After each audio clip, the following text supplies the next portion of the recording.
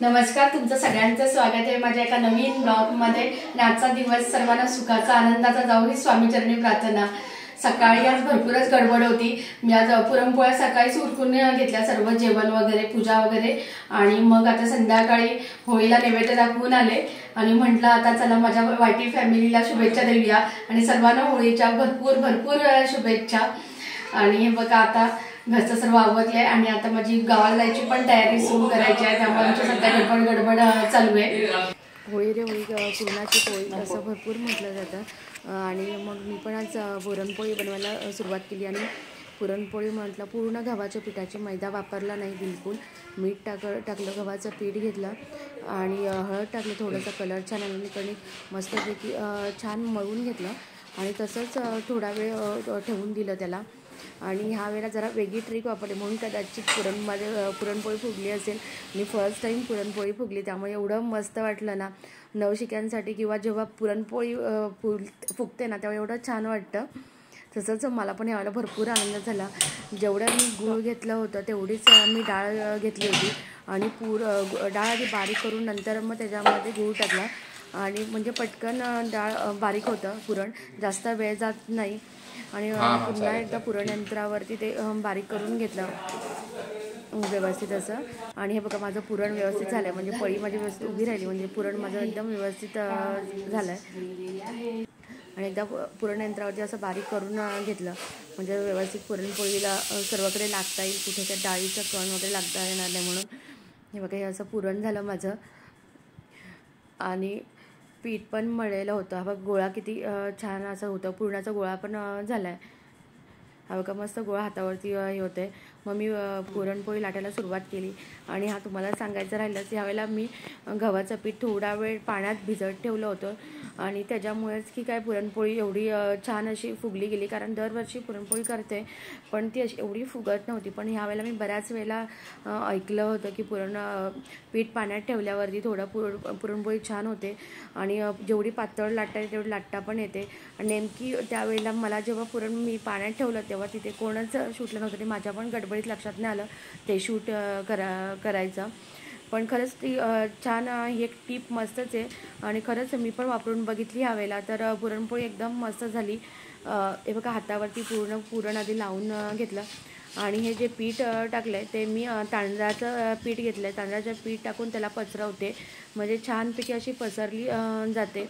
मग पुरणपोळी उचलताना कोणताच प्रॉब्लेम होत नाही आणि सरकते पण पुरणपोळी स्वतः सरकते तांदळाचं पीठ वापरल्यामुळे। जेवढी पातळ अशी लाटता तेवढी लाटतात, त्यामुळे लाटायला पण फार मजा आली मग, की बाबा आपण जशी चपाती परतते तशी ती परतत होती पुरण असून सुद्धा। हे बघ एकदम छानच झाली। मी पुरण सर्वकडे एकदम पसरलं गेलं आहे।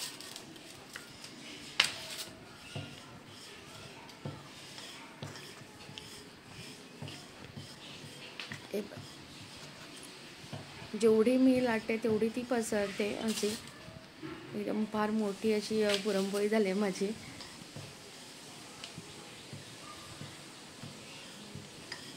ह्यावेळेला जरा पुरणपोळी करण्याचा उत्साह मला जास्तच होता,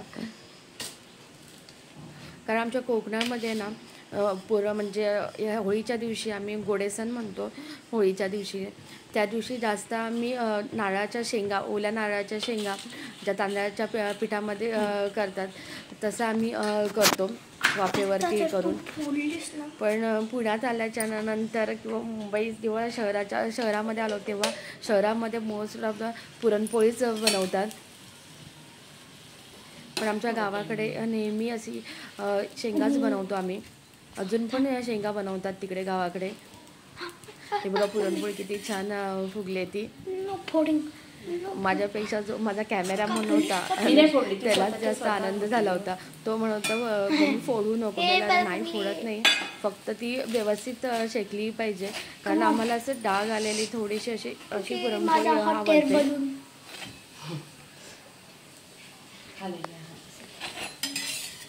फार छान झालेलं एकदम पुरणपोळ्या। बस कर, कशी आपण हे करू शकतो तशी ती परतत वगैरे व्यवस्थित एकदम होती।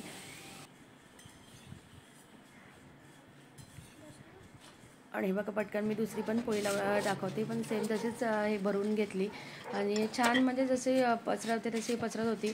थोडं थोडंसं अधूनमधून तांदळाचं पीठ त्याच्यावरती पसरवत होते.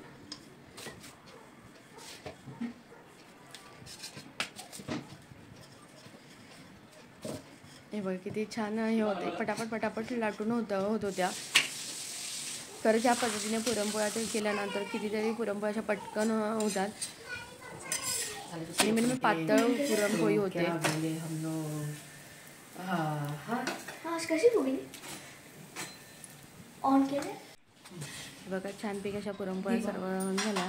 आणि दिवा बाहेरचा आता मी संध्याकाळी करते होळीला जाण्याची तयारी. आमच्या इथे एक मंदिर आहे जवळ साईबाबाचं, तिथेच जाऊन आपण होळी पेटवली जाते दरवर्षी. मी पण तिथेच गेले होते. छान अशी तयारी करून घेतली आणि नंतर चल साईला म्हणलं चल माझ्या छानपैकी एक छोटंसं फुल घातलं. आम्हाला काय झालं कोकणामध्ये राहून एक सवय झाली, डोक्यामध्ये एकदम छोटंसं असं फूल पाहिजे. तसं हे माझ्याकडे पण आर्टिफिशियल फूल आहे. आणि चालले मी आता. आणि हे बघा मंदिराची ते ॲक्च्युली होळी अगोदरच झाली होती, पण आम्ही मग नैवेद्य वगैरे दाखवायला होळीला नमस्कार करायला गेले. आणि जरी आपल्या इथे नसली आजूबाजूला जरी असली ना, तिथे जाऊन आलो ना तरी होळी वाटतं. म्हणजे घरातून बाहेर पडणं महत्त्वाचं राहतं. तर मुलांना कुठे सण वगैरे आहेत असं वाटतं की बाबा हे सण आहे ते काय नक्की मुलांना पटतं. त्यामुळे दरवर्षी तर आम्ही तर गावाला मिस करतोच, कारण गावाला होम म्हणतात आमच्याकडे आणि फार मोठे असतात, म्हणजे एवढे मोठे बापरे. आणि आम्ही सहसा तिथे बायका जवळ जातच नाही. पण इथे सिटीमध्ये हे असं असतं. इकडे आल्याच्या नंतरच कळलं की कशी होळी असते इकडची ती. भरपूर असं म्हणजे चेहऱ्याला जरा हे बसत होतं, आगीचा चटका असा बसत होता. मग मी पण असं लांबून नमस्कार वगैरे करून घेतलं.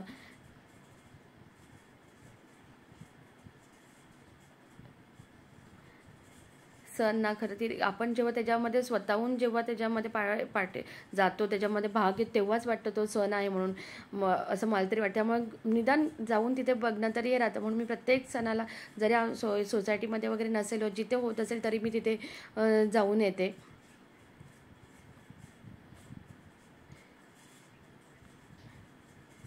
कारण होळीला तर आम्ही कोकणातले भरपूरच मिस करतो. आणि आता म्हणजे काय झालं की आमच्याकडे देव पालखी येते, त्यामुळे मी आत्ता सुरुवातीला जात नाही. मग पालखीच्या जवळ पालखीच्या दरम्यान जातो गावाला.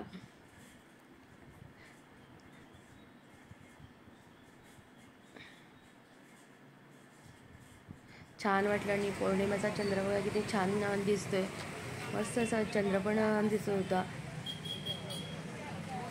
छान वाटतं, म्हणजे ते वातावरणच एकदम मस्त असतं. बघा छान होळी झाले.